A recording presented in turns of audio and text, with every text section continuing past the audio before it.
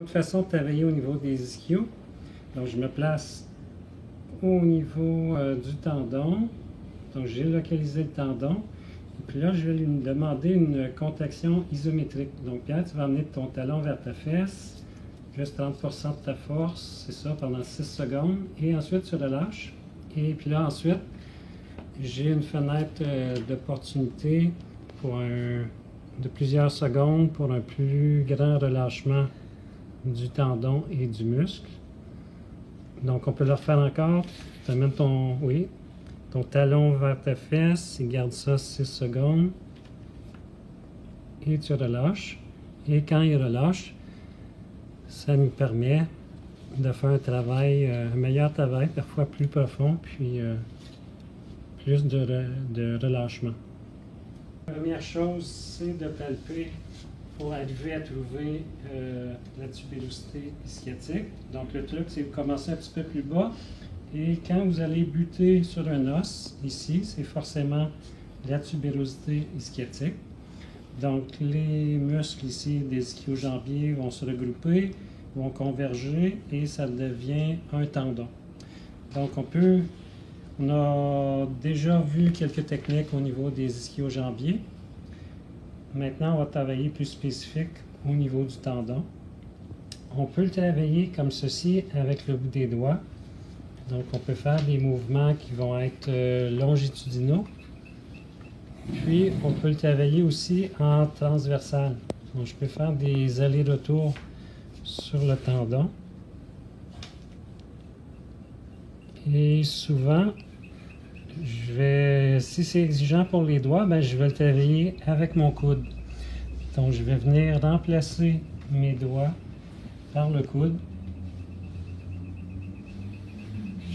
M'installer comme ceci.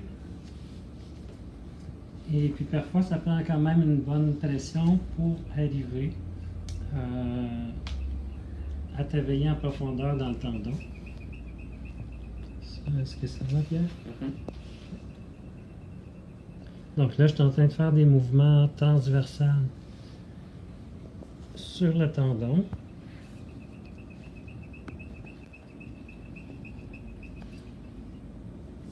Je peux aussi ajouter un mouvement. Donc, je peux ajouter un mouvement passif. Donc ici, je vais utiliser soit le bout de mes doigts ou je peux utiliser les jointures ou les phalanges médiales, dépendant de ce qui est approprié là, pour atteindre le tendon. Et puis je vais ajouter une rotation. Donc si je bouge le pied ici, qu'est-ce que ça va faire? Ça va faire bouger les ischio-jambiers. Donc je me sers du pied comme levier et les ischio-jambiers vont rouler. Donc, ça veut dire qu'en dessous de mes doigts, je vais sentir que ça bouge. Donc là, c'est un mouvement passif. Et puis, autre possibilité, je pourrais m'installer ici avec le coude. Et puis là, ça va être plus facile de lui demander le mouvement. Donc toi, Pierre, tu vas faire l'essuie-glace avec ton pied. C'est ça. Donc, son genou est à 90 degrés. Moi, je me concentre au niveau du tendon. Est-ce que ça va bien? Oui. Bon. Ça va? Et une autre façon de travailler, on peut se placer du côté opposé. Donc, je localise. Et je vais placer mon coude. Et puis ici, ça peut être intéressant aussi si on n'était pas satisfait de l'autre façon, parce qu'on va attaquer, disons, le tendon d'un angle différent. Donc souvent, je vais pouvoir tasser un peu, pousser la masse du grand fessier, qui est un muscle assez épais, volumineux, pour arriver à être plus directement sur le tendon des ischios.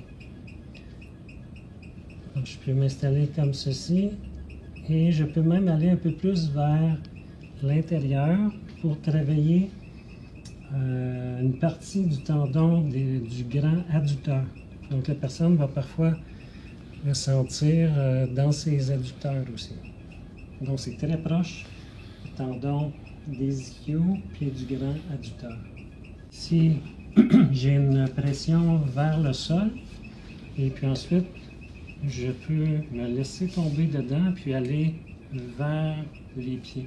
Donc je peux même pousser ou allonger la jambe comme ça pour chercher à créer de l'espace.